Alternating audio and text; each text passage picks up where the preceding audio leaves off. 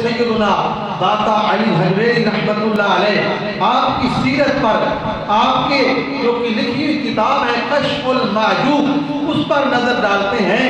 آپ فرماتے ہیں کہ آپ علم کے دین کی فضیلت کے حوالے سے آپ نے کشف المعجوب میں سب سے جو پہلا باب لکھا ہے وہ علم پر لکھا ہے۔ علم کتنا ضروری ہے، علم حاصل کرنا۔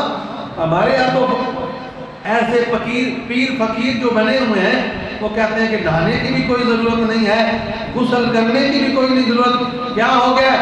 6 مہینے سے پیر صاحب نے منت مانی ہے میں نے نہانا ہی نہیں ہے، یا اتنا عرصہ ہو گیا ہے میں نے غسل نہیں کرنا۔ کیسا یہ پیر ہے، کیسا یہ فقیر ہے؟ تو حضرت سیدنا داتا علی حجویری رحمت اللہ علیہ آپ نے فرمایا فقیری یہ نہیں ہے کہ علم حاصل نہ کرو، جائے لوگ پیر بن بیٹھو، بس چولے ڈال لو اوپر اور نہ کنگھی کرو، نہ تیل لگاؤ، نہ نہاؤ، تو یہ فقیری ہے؟ آپ فرماتے ہیں یہ فقیری نہیں ہے، فقیر کے لیے علم حاصل کرنا بھی ضروری ہے۔